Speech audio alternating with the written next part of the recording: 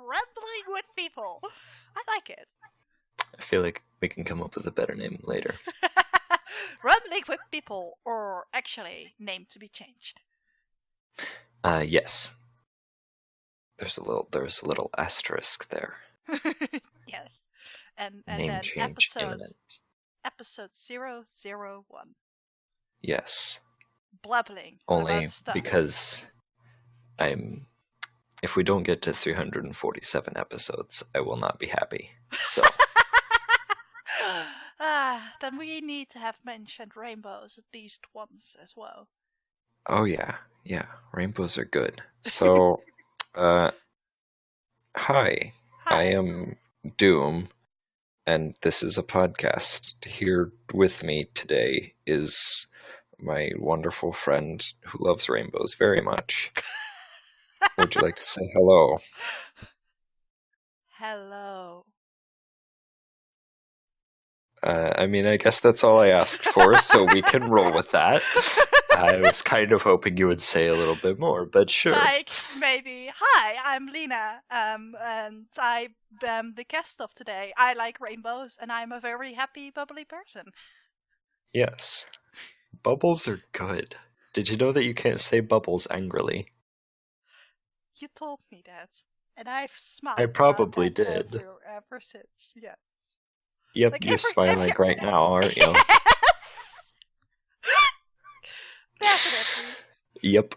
Mm-hmm. So, that's me laughing. For people that think that's a weird sound, it is. That's not a chipmunk being strangled. That's her laughing. Yep. Yep. I feel like in this podcast we're going to be talking about some lots of different things. One of which is existential questions. So, just really deep questions in general. Things that invoke, sitting and pondering under an oak tree for 30 years, things like that. So, but we're two fairly young people that have very little life experience. So yeah, we will definitely do these questions justice. Also, that's not what I signed up for. Can I just leave right now before we get into deep? I don't think you can. You're kind of stuck here now. Dang it. I suppose I'll have to deal with it. Mm-hmm. Is it okay if your cage is made of rainbows? Does that make it any better? It helps, but it's still a cage. It's a big cage. It's still a cage. Life is a cage. Hey, there's a deep conversation. Are you ever truly free? Can you ever truly be free within the confines of this life? Starting up really deep, aren't we? Let me phrase it this way. What is your definition of freedom? My definition of freedom would be to do whatever the heck you want within the limits of being a polite person, not polite, but not a terrible neighbor. But still, doing whatever the heck you want, whenever you want it. Yeah, basically that. Okay. Though I immediately have to think about that one. So I have a problem with that definition in that we can't. No, we can't. Because not for lack of permission, but for lack of ability. It is very often, especially for a person like me, that I desire something that is physically impossible to accomplish. Physically? Within the confines of the 3 spatial dimensions and 1 half temporal dimension that we live in. I can't fly. And I'm sure a lot of people would like to fly. So I would still... Okay. We can't theoretically do everything that we want to do or anything that we want to do whenever we want to do it. Because we are bounded by certain physical. Yeah, I suppose I added mentally, but I didn't actually say out loud that it was just things that we would want to do that we know are within our limits. But then again, what are our limits? It's not just 3 dimensions and the laws of nature and stuff like that. Yeah, there are also like social limits, cultural limits. I'm still ignoring the social limits. Even before that, like social limits, you can just basically ignore if you want to. You can. I do it all the time. Actually, at certain points, would recommend it, but like I said, I don't want to be a terrible neighbor. But like social limits, you can ignore up to a certain point. No, financial limits, mechanical limits. That's the pro limit that cannot easily be ignored. For example, it would be great to go on a beach vacation in the Caribbean, but money is a thing that is not a thing for me. Money. I would like to go all over the world. I would like to have actual rainbow wings, even if they don't work. I would like to have rainbow hair and somebody that takes care of it for me. But, yeah. Those things require money. Yep. One more than the other. I mean, I could make you some pretty heckin' great rainbow wings, I think. And I'll do it for free. Yeah. Who of us two is going to pay the shipping cost from America to the Netherlands? There you go. Money. Yeah. It seems like it always boils down to money, you know? That's one of the biggest limiting factors. Yeah, I think that's why so many people want to win the lottery. Yeah. I think money is one thing, by the way, but another very limiting factor that goes hand in hand with money is time. And I don't think a lot of us really think about time as a limited resource, even though it's the most limited resource we all have. You can't double the amount of time you have left. You can minimize it as much as you want, but like you can never get more time. You can never get it back. Jeez, I thought my questions were deep. Hey, you didn't ask me for nothing. Time is definitely the most precious resource we have and the most undervalued. Exactly. And like if we boil it down to money, the answer seems to be to just work harder or get a better job or something like that. But any way that has you getting money and thus the way to get your freedom, to do whatever the heck you want. You're spending always time. Exactly. And at what point are you spending more time? Then you can get happiness with the money you get for that.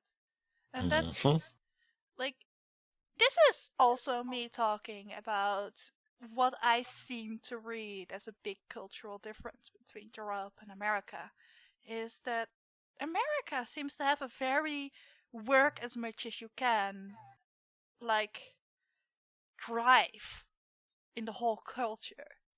Am I wrong? I think that's very true.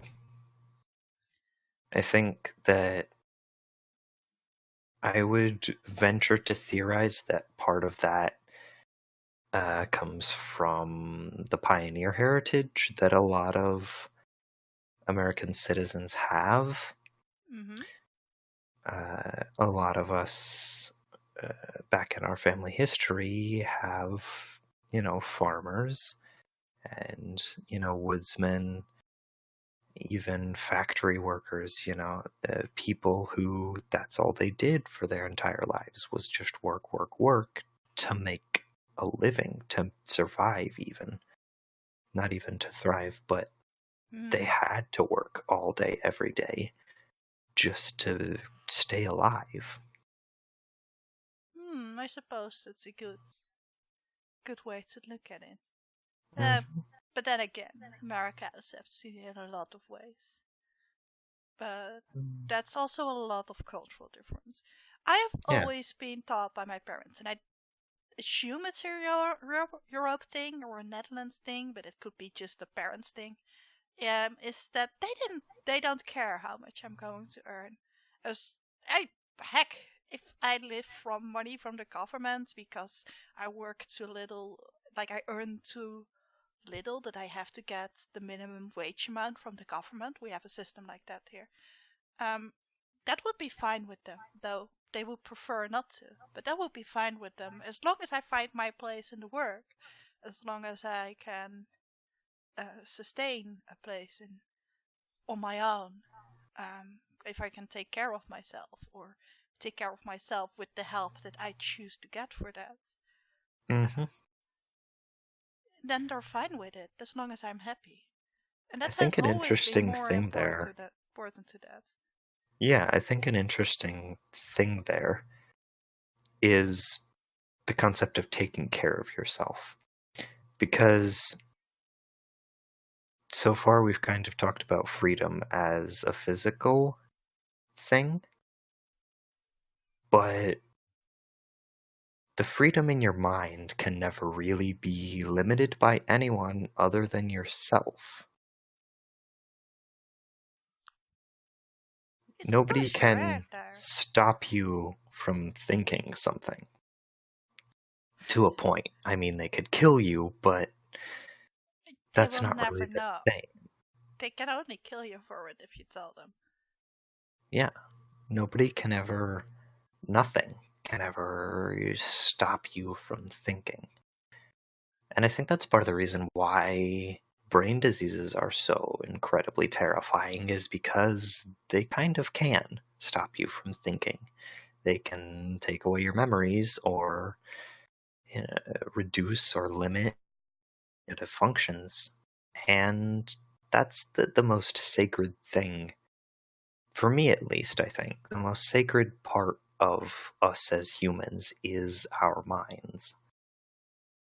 I think, well, the ability to think, not so much the ability to think. Yeah. The ability to have memories, have dreams, have ambitions. Yeah. And do it all consciously. Yeah.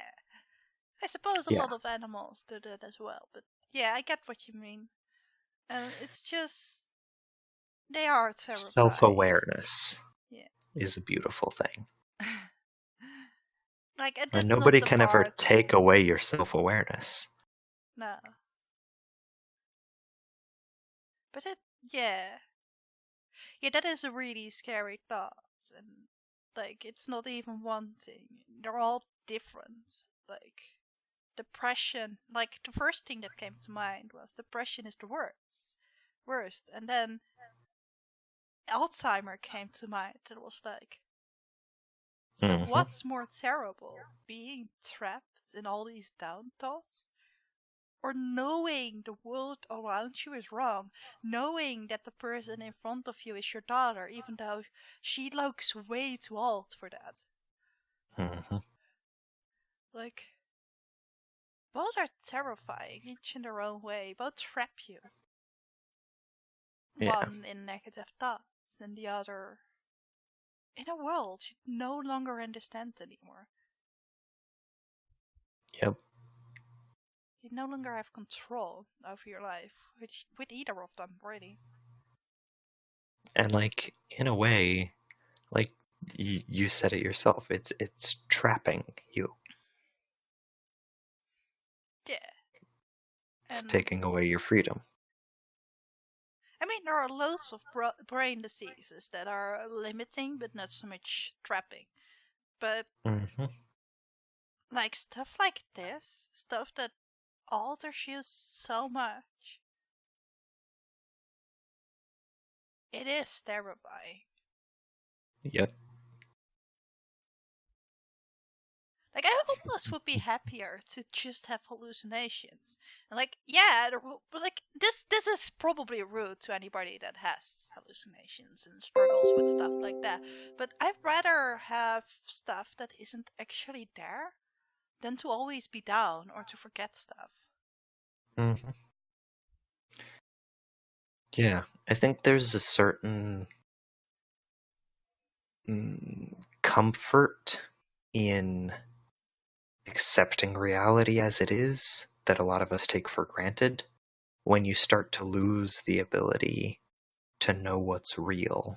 Yeah, that is I think that can be very scary.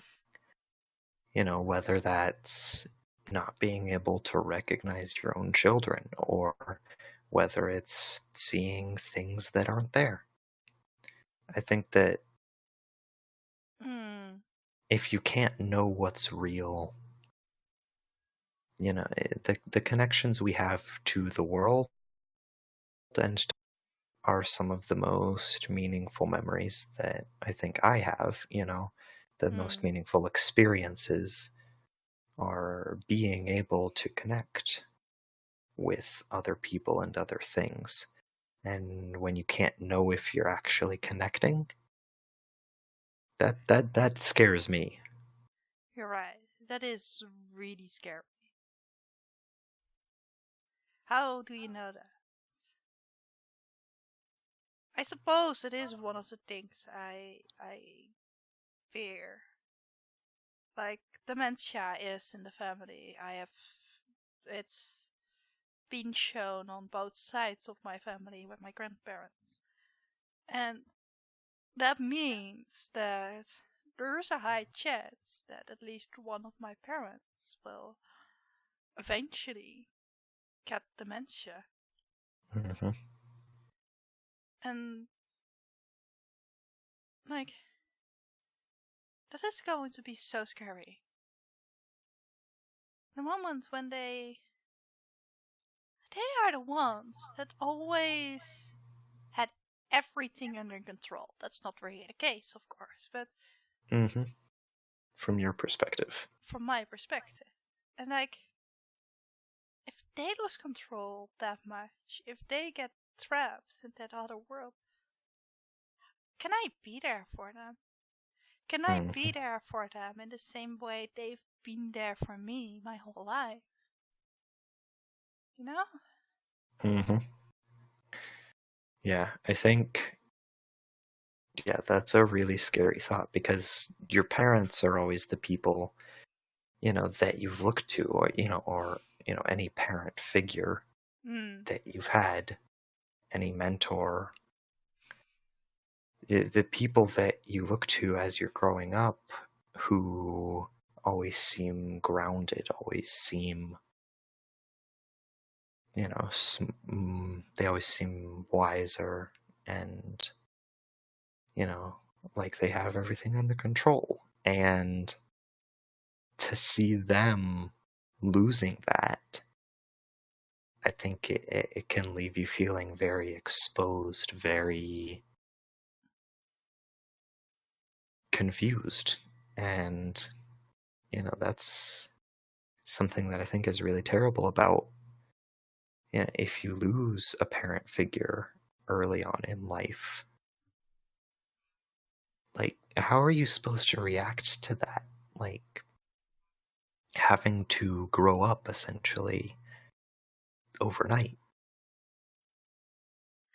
Well, the good thing, well, and the bad thing about dementia is that it doesn't happen overnight.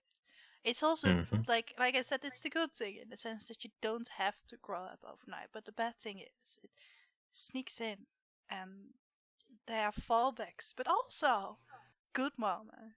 And at what moment are they remembering everything that you want them to remember?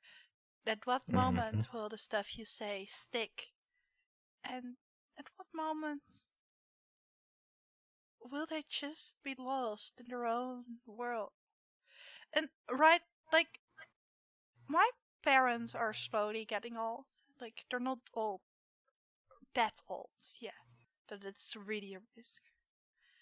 But that's a thought that is really scaring me. But then there is the even scarier thought of eventually, like I said, dementia runs on both sides of the family. I am a product of both sides of my family. So there is a chance, quite a big chance. I haven't actually calculated it, but there's quite a big chance that I will have dementia eventually. That I will lose control about my own world in that way. Yep. And I would like to think that I would take it day by day and just go with the flow and in the moment, because I already do that in real life. Yep. But it's still... that is scary. Absolutely. Yeah. I don't know, when I'm thinking about children having to grow up, whether it's later on in their life or early on in their life, I mean, up until less than a decade ago, both of my mother's parents were still alive. And yet she grew up when she was 14 years old because they weren't there. And I don't say that to complain or to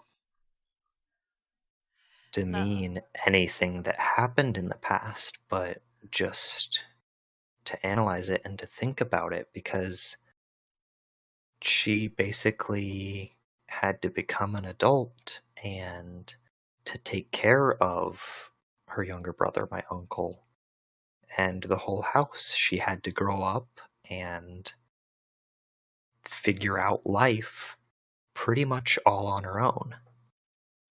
That's the worst. She didn't have anyone there helping her. And and she did it, but I know it was really difficult for her. Oh yeah, I can, I am way I'm technically adult, but I don't feel grown up at all. Oh yeah, I don't feel grown up. Just that image of some teenager, because in my mind you're not grown up until you're in your 20s. I don't care what the law says. I am in my 20s. Yeah, but 2021 is that's when you actually are an adult. Even though in my country you're allowed to drink when you're 18, you're not an adult then. I don't care. No. Yeah. And I think that's a matter of I think the word adult has too much weight behind it for how broad of a term it is. You're right. How difficult it is to actually define. When is the point when you grow up? Because, mentally, it happens at different points for a lot of different people, depending on your circumstances, depending on your personality, emotionally as well. It can vary, a very big range. And I think there's also different stages as well. It's not just you turn 18 and suddenly you know everything and you're an adult. It just doesn't work like that. You learn things in phases. Different parts of your personality, your intelligence, your authority develop in different stages. When you're just turning a teenager, you start to emotionally develop a lot of times, and certain parts of you begin to mature. And I think mentally as well, even physically. Yeah. You go through growth spurts. You don't just go from being a baby to being adult-sized. That doesn't just happen on your 18th birthday. We don't evolve like Pokemon. I think that's a brilliant analogy. I think that's a brilliant analogy. We don't evolve like Pokemon. We don't just reach a certain level and dum, dum, dum, dum. Whee! Your teenager has evolved into adult. Doesn't work like that. Your teenager has evolved into student. It now requires booze.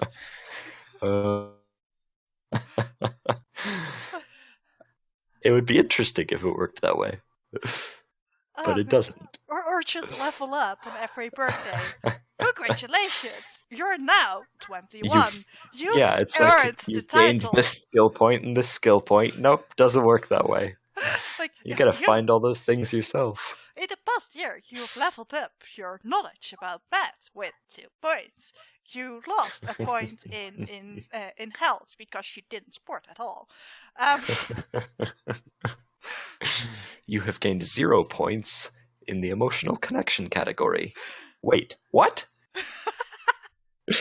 Well, that isn't that bad. At least it means you haven't lost anything there either.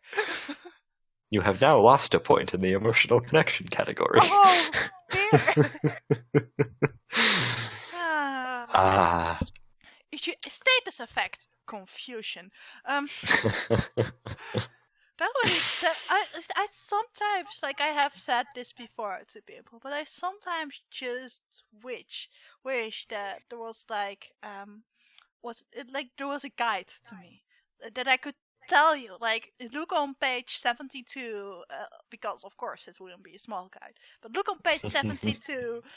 Only page 72. I'm pretty sure you'd have a longer guide than that, Lena. well.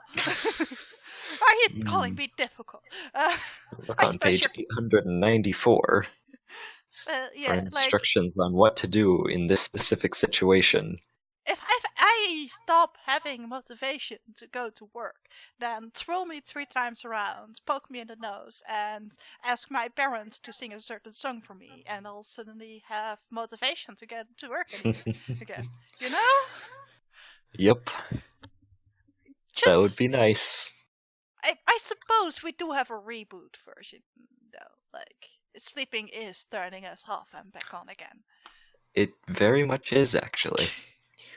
Another, like, the next step. Have you tried turning it off and back on again? Yes, and it still doesn't work? Well, have you tried tracing the power? Basically, in electrical engineering, which my girlfriend's brother is going to school as an electrical engineer. So I get this from him. So tracing the power is basically, okay, say my cell phone isn't working. Well, have you tried turning it off and back on again? Yes, and it won't turn on. Okay, well, have you tried tracing the power? So you go to the source of the power, which is the battery. Okay, is the battery working? If the battery is not working, well, there you found the issue. Charge the battery.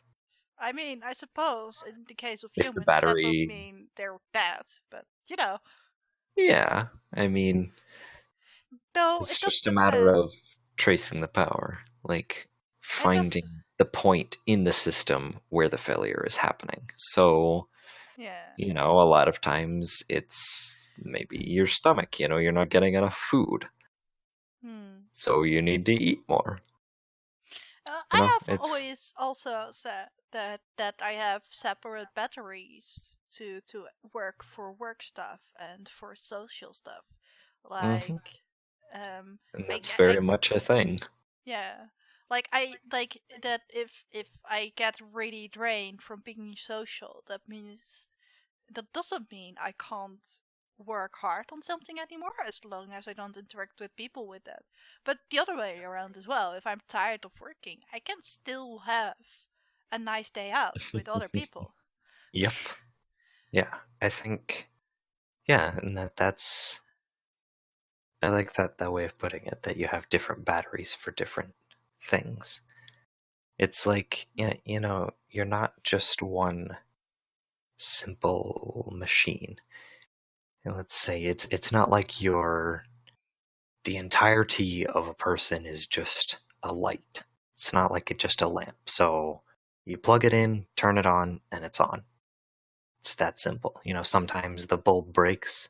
Sometimes, maybe the power cord breaks or frays, and you have to replace that. But it's a very, very simple system. Humans aren't like that. It's not just one bulb in one lamp with one plug and one switch. That's a good question scenario. Let me go back to this rabbit hole for a second. Okay. Do you, as a bilingual person, ever think bilingually? What language do you usually think in? Do you usually think in Dutch? I have sadly to admit to myself that, especially since I have a boyfriend now that lives in Germany, and he speaks German and I speak Netherlands. So when we communicate with each other, it's always in English. So especially since that, I've really catched myself thinking in English a lot. But it's still, and it almost feels like the fact that I'm bilingual means that I'm terrible at both languages. I feel that like actually makes sense. I feel like I've lost the Dutch grammar quite a bit, but I've never been able to be as well in English as I would want to, especially because people don't want to correct my mistakes. I think that's actually a funny thing. So, most native English speakers don't care to learn other languages. But we just take for granted the fact that everyone else wants to learn our language. But we also, don't care if it's perfect.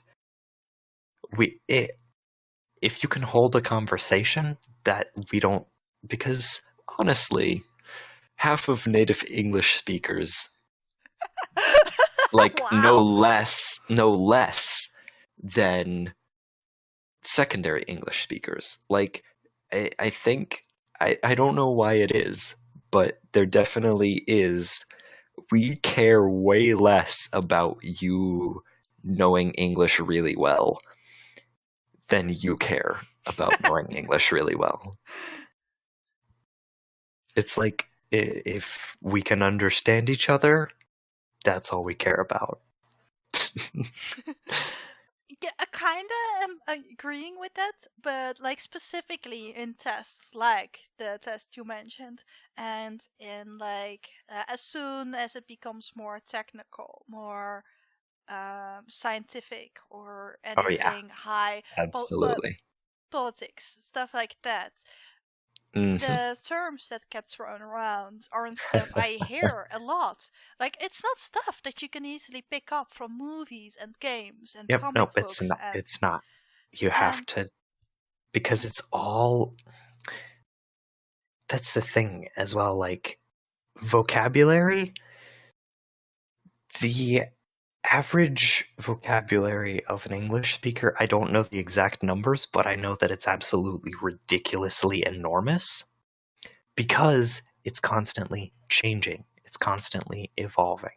Language is constantly evolving. And so the words that we know and understand, I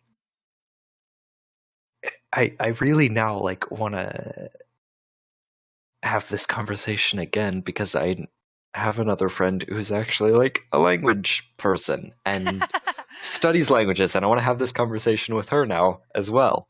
But I just want to point out that be happy to invite me for that conversation. That would be good. So yeah, our vocabularies are enormous, and it's entirely unrealistic to expect you to be able to pick up on that, even if you are conversing in English with someone every single day. I am pretty sure I converse with people in English more than just every single day. I'm almost willing to say that. Well, even I'm saying, like, even if 50% of your life is in English and 50% of your life is in Dutch, you're still not going to grasp, because there's still 50 and 50. You don't have 100%. Yeah, exactly. But of either, and that's why I think you're noticing like that you're losing grasps on both of them, because you can't be 100% fluent in more than one language. Honestly, it's because I don't practice, especially writing in Dutch, enough. I write most of the stuff that I actually end up writing is, well, mostly chatting. But that if I say chatting, it's like really undermining the stuff that I write down, because there are quite deep, thoughtful things that I talk to people about.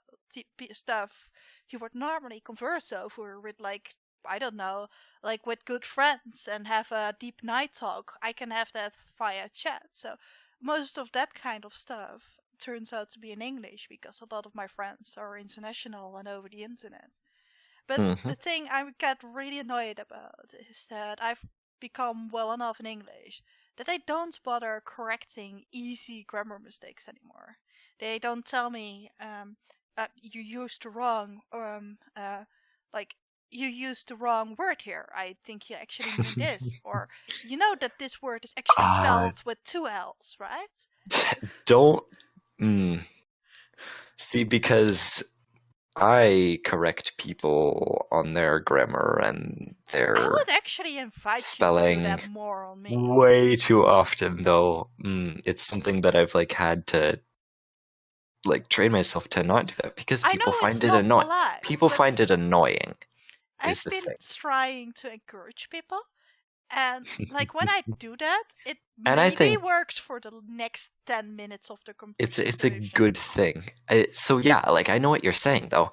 I've noticed, like, just when we've been talking here, like I don't know if I could point them out, but I've counted in the back of my mind at least 10 instances where either, you use the wrong form of a word, or the wrong pronunciation, or the wrong word in the wrong, the meaning was slightly off, like, at least 10 times just in 44 minutes. Well, like, the pronunciation part is something that I like. That's kind of just, well, take that for granted. I work on that if I get the rest perfect, basically. But all the other things I would really like to know. And I suppose that during a podcast, it's not really nice to point them out, because the people listening just get more annoyed by that. Yeah. But in other situations, please, like, whenever I talk to you, whenever I make, like, please start pointing them out more, because I can't grow. I am at a point. Yeah, exactly. I think that's a good. Yeah. Like, a good thing to do and to think, like. But only if the person is open for it. Like, I'm actively asking you for it, but I can also see why people would find it understanding, and not a lot of people want to grow like I do. And normally it isn't very polite, and that's why people are kind of refusing to do it. Honestly, I think that we should all want to grow as much as you do, Lena. We should all want to improve ourselves and seek perfection, seek being excellent. Nothing can be perfect. So why are we striving for it? We're not. We're striving for excellence. And I think that's what whoever is going to listen to this, even if it's just us, that's what needs to be kept in mind. Yeah. We can't strive for perfection because it's not achievable. It's not realistic. But yeah. Well, that was a lot.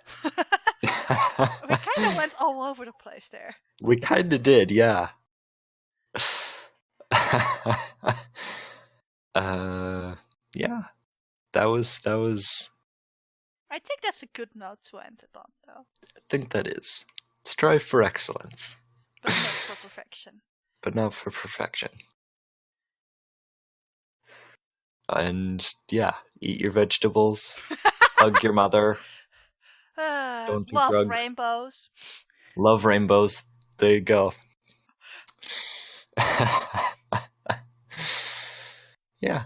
I'm just really into the colors. Like, don't seek anything more behind the people. I'm just really into the colors rainbow. But it's not just a color, it's like all the colors. Exactly. All the colors. All the colors. Every color. Every color. I'm actually a fan of every color. Like, even if I just say rainbow, there are lots of colors that aren't covered by the rainbow that are still really freaking pretty. And I feel like you like yellow a lot, though. Nope, rainbow. We will talk about this again at some point. Rainbow is my favorite color, and you can't make me change that answer, especially not on record. Okay, sure. All right, then. We will end the unofficial podcast there. That's a good tryout, though. Episode 001. Episode 001, where we are just blabbing way too much. I suppose it's actually episode 0, because it's a tryout. Technically, yeah, episode 000. There we go. Well, this has been, what did I call it? Rambling with People? Rambling with People, yeah. Name to be determined later. Name to be determined later. I am Doom. This is Lena. Are you ready? Okay. Goodbye, everyone. Goodbye, everyone.